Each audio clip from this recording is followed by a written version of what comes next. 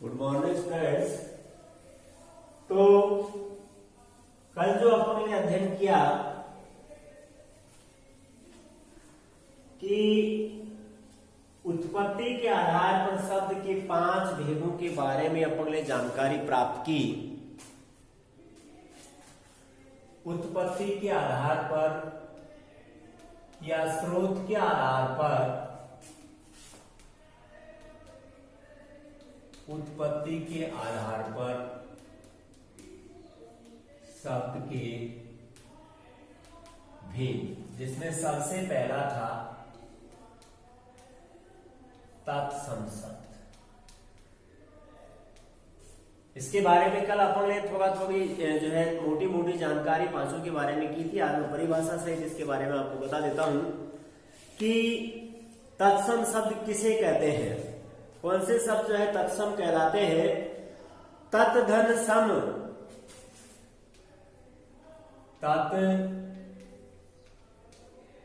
धन सम, दो शब्दों के योग से तत्सम शब्द जो बना है, इसका अर्थ है उसके सम्मान। तत् धन सम का अर्थ है उसके सम्मान, यानी अर्थात किसी भाषा में प्रयुक्त उसकी मूल भाषा, किसी भाषा में प्रयुक्त उसकी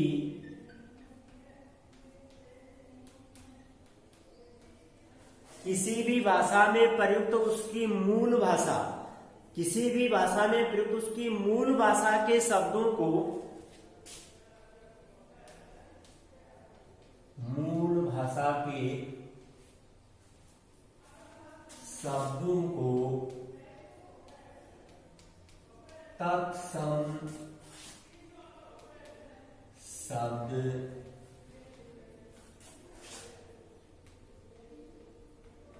कहते हैं। यानी तत्सम शब्द का अर्थ क्या हो गया? किसी भी भाषा में प्रयुक्त उसकी मूल भाषा के शब्दों को तत्सम शब्द कहते हैं। उदाहरण अपन लिख लेते हैं। जैसे हिंदी की मूल भाषा संस्कृत है, हिंदी की मूल भाषा संस्कृत है,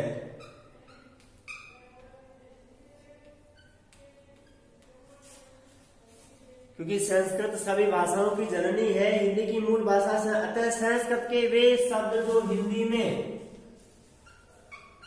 अतः है संस्कृत के वे शब्द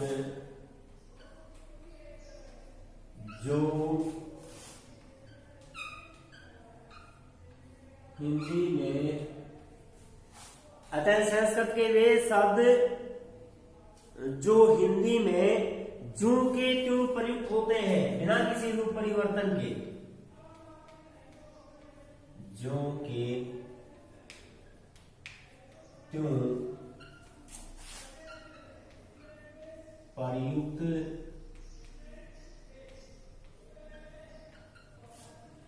जो के त्यों प्रयुक्त, जो के त्यों का मतलब क्या हो रहा है? बिना किसी परिवर्तन के, हूँ बहु वैसे के वैसे, उन्हें तत्सम शब्द कहते हैं। उन्हें तत्सम शब्द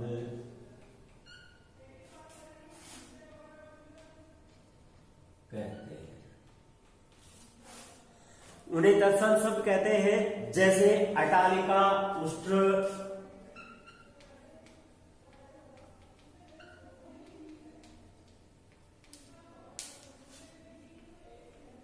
अटालिका,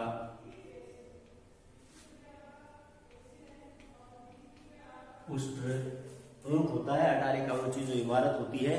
अटालिका, उष्ट्र, करण, चंद्र, अग्नि, आम्र,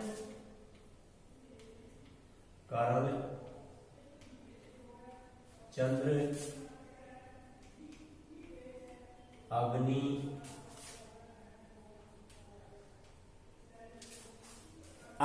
आम्र, गंधर्व, क्षेत्र आदि।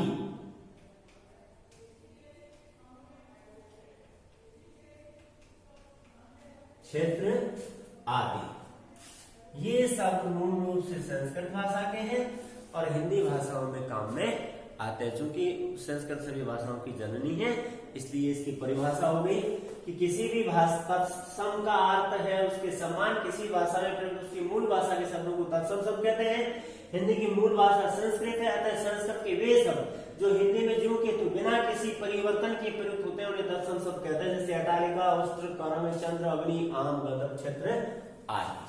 ये अपना जो है तत्सम शब्द की परिभाषा होगी।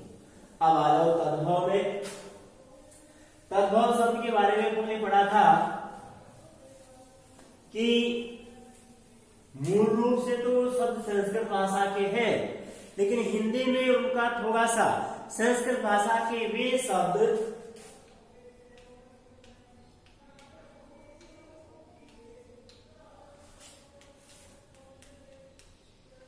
संस्कृत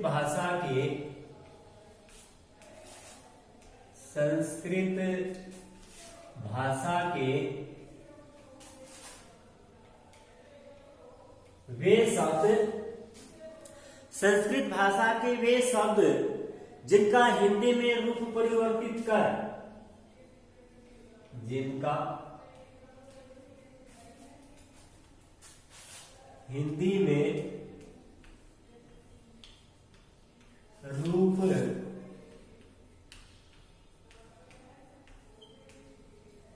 परिवर्तित कर, जिनका हिंदी में रूप परिवर्तित करके उच्चारण की सुविधा अनुसार उच्चारण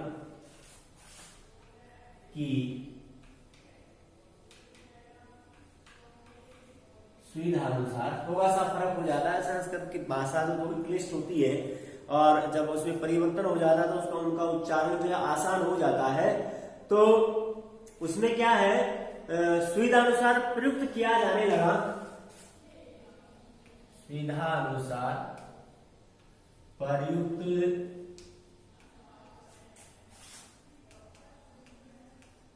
किया जाने, सुविधा के अनुसार प्रयुक्त किया जाने लगा, तब जो है उन्हें तद्भव शब्द कहते हैं। उन्हें तद्भव शब्द,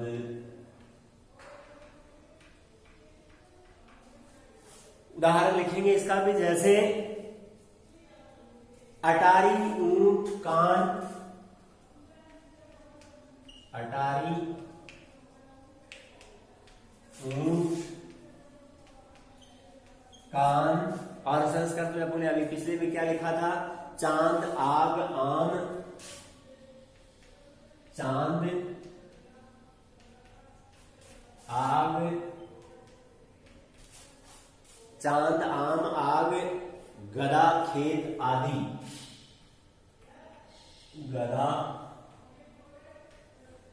खेत आदि। ये हो गया तद्भव। ध्यान से देखना एक बार, संस्कृत भाषा के वे शब्द जिनका हिंदी रूप परिवर्तित कर उच्चारण की सुविधा के अनुसार प्रयुक्त किया जाने लगा, उन्हें तद्भव शब्द कहते हैं। अटालिका से अटारी हो गया, उष्ट से ऊंट हो गया, कर्ण से कान हो गया, चंद्र से चांद हो गया, अग्नि से आग, आम्र से आम, गंधर्व से गदा और चित्र से खेत। तो ये अपना इसका दूसरा भेद तद्भव शब्द का कंप्लीट हो गया। चलो आगे चलते हैं। तीसरा जो अपना प्रकार है देशज शब्द। तीसरा जो प्रकार है वो है देशज शब्द। देशज शब्द इसके बारे में मैंने आपको बताया था देशज शब्द क्षेत्रीय या स्थानीय नहीं, देश विशेष में ही जिन शब्दों का प्रयोग किया जाता है और होता क्या है, लोगों के द्वारा अपने आवश्यकता के अनुसार कुछ शब्दों को गढ़ लिया जाता है, यानी बना लिए जाते हैं और वही शब्द व्यवहार में काम आने लग जाते हैं, वही शब्द भाषा में फिर उनको स्थान मिल जाता है, वो देशज शब्द कहलाते हैं। परिभाषा में लिख देता हूं, किसी भाषा में प्रयुक्त ऐसे क्षेत्रीय शब्द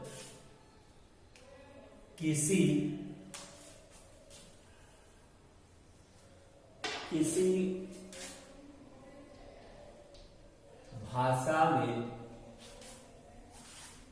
प्रयुक्त ऐसे क्षेत्रीय शब्द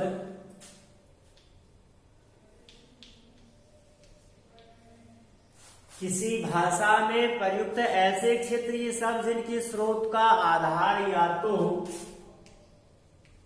जिनके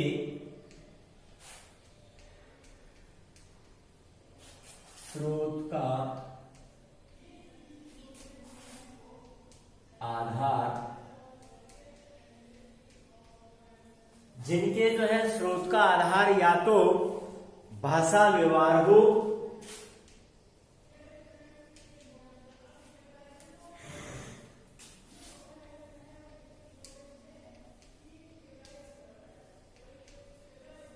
या तो भाषा व्यवहार हो या फिर इसके अलावा या उसका कोई पता नहीं हो या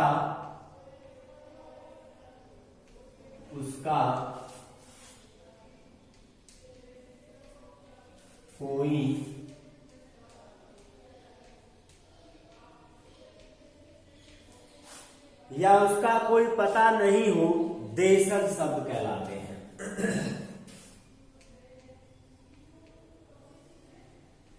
देशज शब्द कहलाते हैं।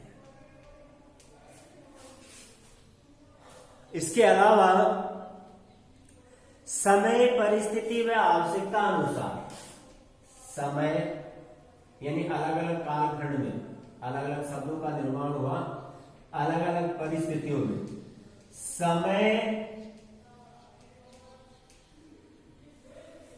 समय परिस्थिति एवं आवश्यकता अनुसार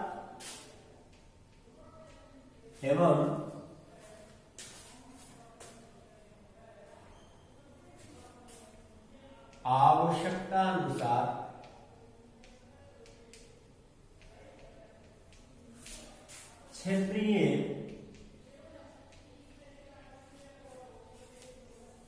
आवश्यकता अनुसार क्षेत्रीय स्थान विशेष के जो लोग हैं, लोगों द्वारा जो शब्द गढ़ लिए जाते हैं, क्षेत्रीय लोगों द्वारा जो शब्द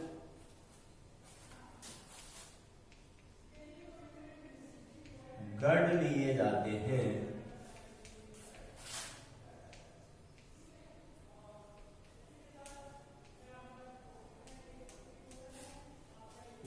स्थानीय लोगों के द्वारा, क्षेत्रीय लोगों के द्वारा गढ़ लिए जाते हैं, उन्हें देशज शब्द कहते हैं। उन्हें देशज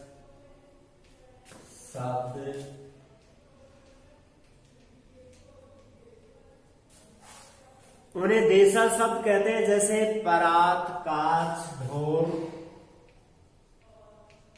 जैसे परात, काच,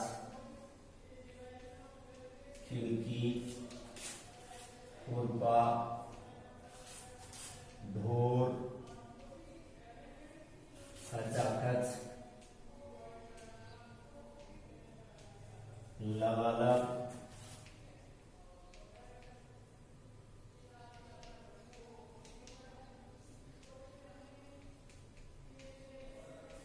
बहुत सारे ऐसे शब्द हैं। तो इन शब्दों की रचना के बारे में या बनावट के बारे में कोई अता पता नहीं होता है। ये स्थान विषय दो बातें अपने पहले लिखी, कौन सी? समय, परिस्थिति और आवश्यकता। समय का मतलब है अलग अलग काल में, कभी कोई शासक था, कभी कोई मुगल आया, कभी कोई हिंदू जो कहाँ शासक था, कहाँ जो है अरब जो था, कहीं जो फारस से आया हुआ फारस, तो उन भाषा के शब्दों का उस समय के अनुसार तो स्थान परिस्थिति, जो भी परिस्थितियां अलग अलग समय की अलग अलग परिस्थितियां रही, और आवश्यकता आविष्कार की जननी है। हिंदी में कहावत है कि आवश्यकता जो है वो आविष्कार को जन्म देती है। व्यक्ति को जब भी किसी वस्तु की आवश्यकता होती है तो वो उसका निर्माण या उसका उत्पादन शुरू कर लेता है। तो उसके अनुसार इन शब्दों की रचना हो गई। किसी भाषा में प्रयुक्त ऐसे क्षेत्रीय शब्द जिनके स्रोत का आधार या तो भाषा व्यवहार, आम बोलचाल, या उसका कोई पता नहीं हो, देशज शब्द कहलाते हैं। समय परिस्थितियां आवश्यकता अनुसार क्षेत्रीय लोगों के द्वारा जो शब्द गढ़ लिए जाते हैं, बना लिए जाते हैं, उन्हें देशज शब्द कहते हैं। जैसे परात, काज, खिड़की, खुरपा, ढोल, कचाकच, दबाला, बाप, अंगोछा, और बहुत सारे ऐसे शब्द हैं जो देशज शब्द की श्रेणी के अंतर्गत आते हैं। चौथे नंबर पे आ जाए विदेशी शब्द। इससे पहले देशज शब्द के बारे में थोड़ी सी जानकारी मैं और दे देता हूं आपको कि देशज जो शब्द है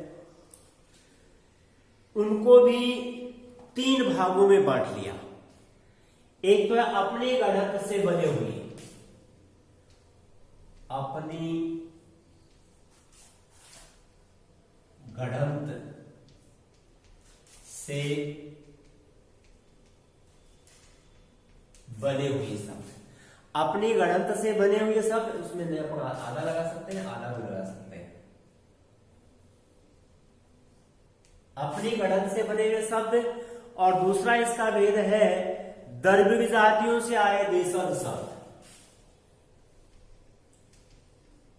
दूसरा है द्रविड़ जातियों से आए हुए शब्द। और इसका तीसरा एक जो भेद है वो है कोल, संथाल आदि से आए शब्द। ये भी जातियों के नाम होता है। कोल आदिवासी जो जातियां थी, कोल, संथाल, भील, कोल, संथाल आदि जातियों से आए हुए शब्द। इनका थोड़ा सा विस्तार मैं आपको बता देता हूं। अपने अंतर्मन में जो उमड़ रही जो भावनाएं होती हैं, जैसे खुशी, गम यानी सुख, दुख, अथवा क्रोध की अभिव्यक्ति या आनंद की अभिव्यक्ति, उसको अभिव्यक्ति करने के लिए व्यक्ति अति भावावेश में, बहुत ज्यादा भाव और आवेश, कुछ मन गढ़ंत ध्वनियों का उच्चारण करने लगता है। तो क्या होता है, यही ध्वनियां जब बार बार प्रयोग में आती है तो एक बड़ा जन समुदाय उनका प्रयोग करने लगता है। खूब लोगों के द्वारा, वे बच्चे छोटे होते हैं, परिवार में अपन बात करते हैं, मम्मी, पापा, दादा, दादी, ताऊ, ताई, चाचा, चाची, तो बच्चों में अनुकरण की बहुत बड़ी इच्छा, जो सीखने की प्रक्रिया तो सबसे पहले वो परिवार से सीखते हैं। तो वो जिस प्रकार की भाषा का, जैसी शब्दावली का, जैसे शब्दों का प्रयोग करते बच्चे वैसा ही सीखेंगे। अगर वो छोटे नाम से बच्चों को पुकारते हैं, सभी छोटे बच्चे छोटे नाम से बच्चों को पुकारेंगे, क्योंकि उन्होंने सीख लिया, उन्होंने देखा घर में परिवार में ऐसा ही बोलते हैं। और अगर कोई भी परिवार का सदस्य छोटे नाम से नहीं पुकारता तो वो बच्चे भी नहीं पुकारेंगे। तो फिर वो क्या होता है, एक जन समुदाय उसका प्रयोग करने लगता है। धीरे धीरे उसका प्रयोग साहित्य में भी, भाई साहित्यकार तो जन समुदाय में से ही होते हैं, साहित्यकार को बाहर से थोड़ी आते हैं सारे के सारे, हम ही में से साहित्यकार होते हैं। और उसमें जो है, जैसे उधम, बच्चे शरारत करते हैं, बदमाशी करते हैं, मतलब क्यों उधम मचा रहे हो, उधम शब्द का प्रयोग एक बार निकल गया, दूसरे ने सुना, तीसरे ने, चौथे ने, पांचवें ने, काम में आने लग गया।